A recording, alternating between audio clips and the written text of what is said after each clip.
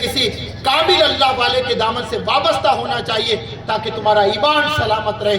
تو جب انسان پہلے سے متقی ہے تو کوئی ضرورت نہیں ہے کسی اللہ والے کے دامن سے وابستہ ہونے کی۔ ہاں ضرورت ہے، اس لیے کہ جب بندہ عبادت گزار بنتا ہے، بندہ جب تقوی والا بن جاتا ہے، اس کے دل میں خوف خدا آتا ہے تو شیطان اس کے پیچھے لگتا ہے، کیونکہ شیطان نے وعدہ کیا ہے، مولا میں سیدھے راستے پر بیٹھا رہوں گا جو راستہ تیری طرف آتا ہے، اور جو بندہ اس راستے پہ چلے گا اسے بہکاؤں گا، اسے گمراہ کروں گا، اس راستے سے ہٹاؤں گا، اسے دین سے ہٹا دوں گا۔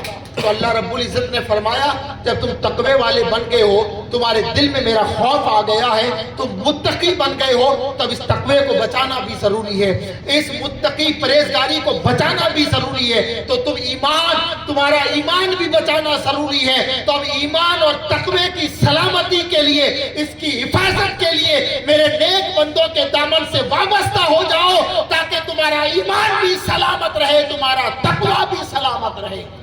ورنہ نہ ایمان سلامت رہے گا نہ تقوی سلامت رہے گا۔ اللہ والوں کے دامن سے وابستہ ہونا اس کا بہت بڑا فائدہ، بہت بڑا فائدہ۔ ایک بزرگ گزرے امام فخر الدین رازی رحمت اللہ علیہ، بہت بڑے مفسر ہیں قرآن کے اور مناظر اہل سنت بھی، اور علماء متاخرین کے اندر آپ کا بڑا نام ہے۔ وصال کا وقت قریب آیا، دنیا سے جانے لگے، اور شیطان کی کوشش یہ رہتی ہے کہ جب انسان مرتا ہے، مرنے کے وقت، جب مرنے کا وقت قریب ہوتا ہے اس وقت ایمان چھینا جائے تاکہ اب ایمان کی طرف واپس کبھی نہیں لوٹے گا۔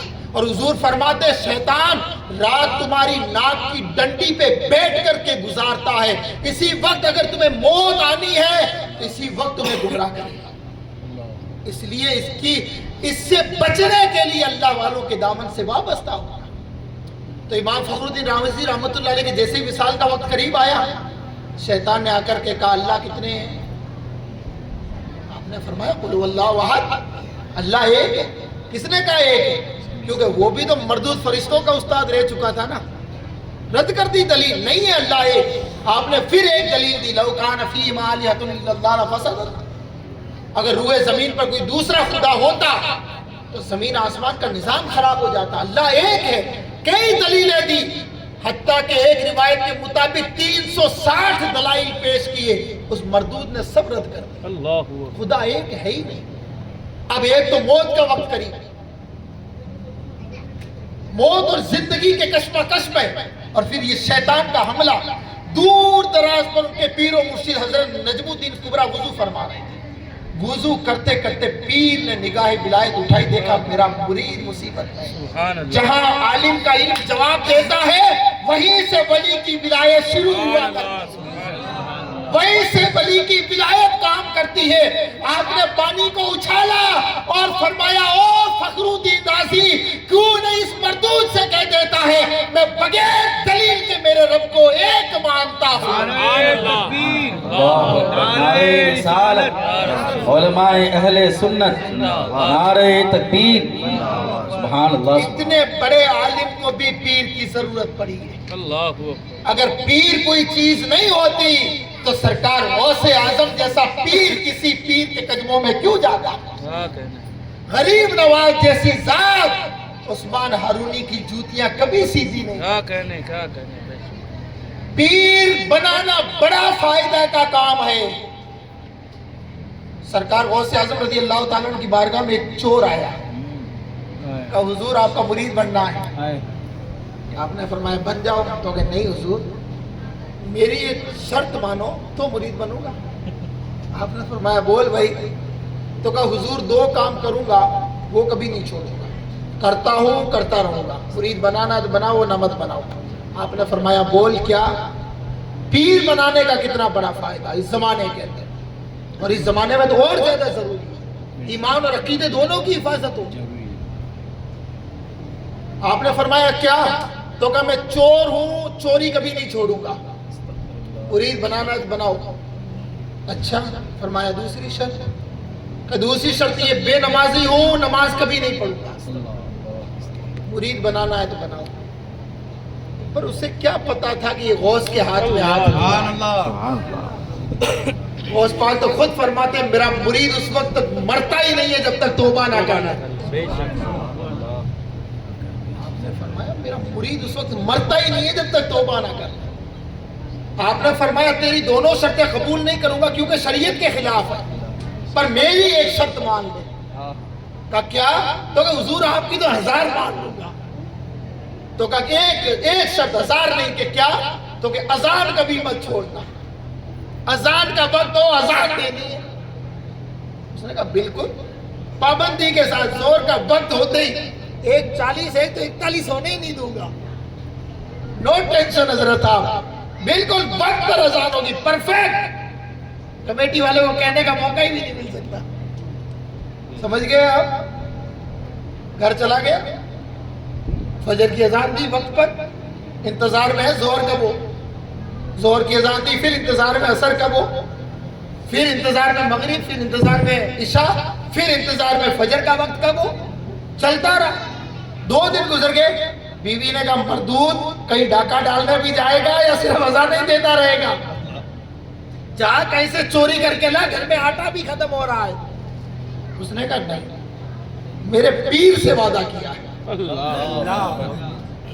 اور ہم بیعت کرتے ہیں. بیعت کا مطلب کیا؟ بک جانا. اب اپنی مرضی نہیں چلے گی, پیر کی مرضی چلے گی. اس لیے کہ ہاتھ میں ہاتھ دے کر کے بک چکے ہیں.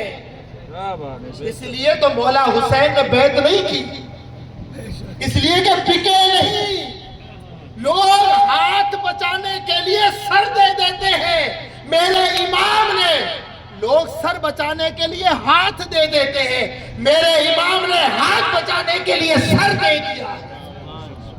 بکے نہیں, اس لیے کہ بیعت کر لیتے تو یزید کے ہاتھ پر بک جاتے. بکے نہیں. پتا تھا مولا حسین کو کہ آگے کیا ہونا ہے. اگر بیعت کر لیتے تو صوبے کی کہیں نہ کہیں کی گورنری بھی ملتی, مال و دولت سے گھر بھی بھر جاتا, مدینہ بھی نہیں چھوڑنا پڑتا, نہ علی اکبر کی جوانی لڑتی, نہ علی اصغر کا معصوم بچپنا جاتا, کچھ بھی نہیں جاتا. لیکن ہمیشہ کے لیے مصطفیٰ کا دین مٹ جاتا.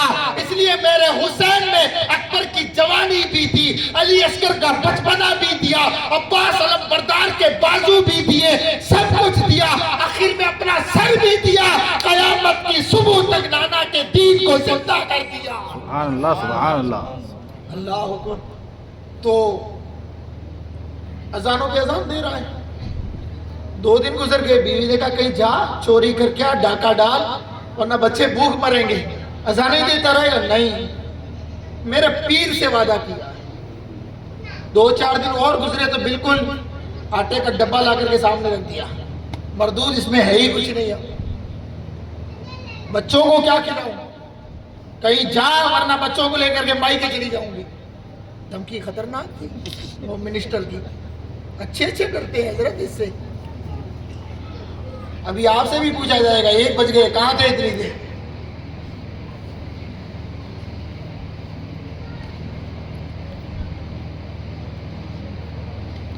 کہا کہ صبح جاؤں گا.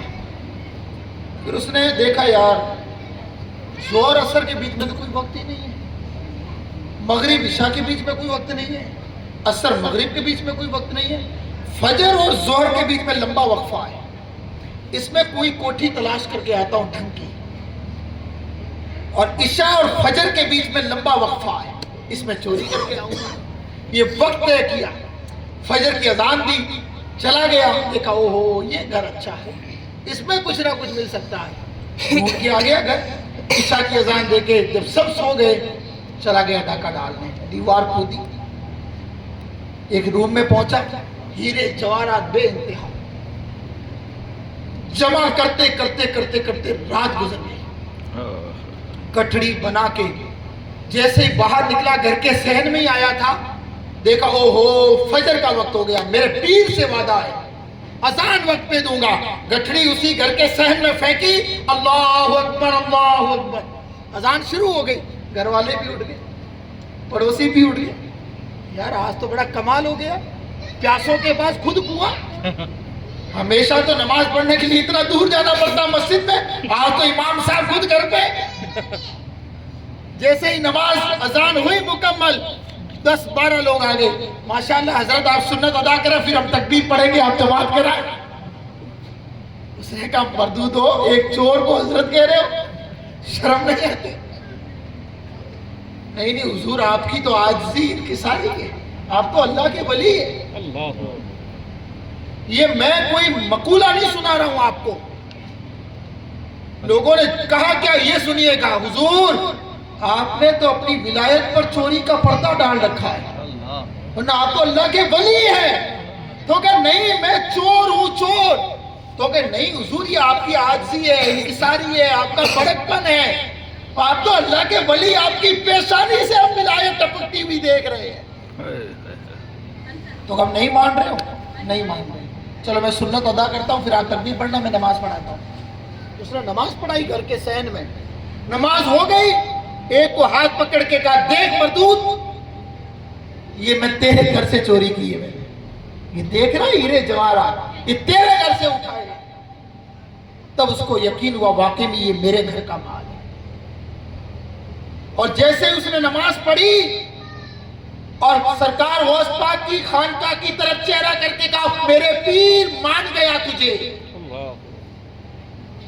غوث پاک نے ایک ہی شرط لگائی تھی, بس میری ایک شرط مان لے کے اذان دوں گا وقت پر. ادھر حضور غوث پاک اپنی خانقاہ سے فرما رہے ہیں پھنس گیا. لوگوں نے کہا حضور کون, کہ وہی ایک شرط مان کر کے پھنس گیا. اسے لے کر کے آئے غوث پاک کی بارگاہ میں. غوث پاک کی چوکھٹ پہ سر رکھا, گریا و زاری کی, رویا کا حضور بس آپ کے کہنے پر اذان کی پابندی کی, اور زندگی میں ایک مرتبہ کیا سجدہ کیا. اللہ نے اتنی عزتوں سے نوازا ہے, کاش اگر 5 وقتہ سجدے ہوتے تو رب کتنی نعمتوں سے نوازتا. سبحان اللہ سبحان اللہ. کتنا بڑا فائدہ ہے مرید بننے کا.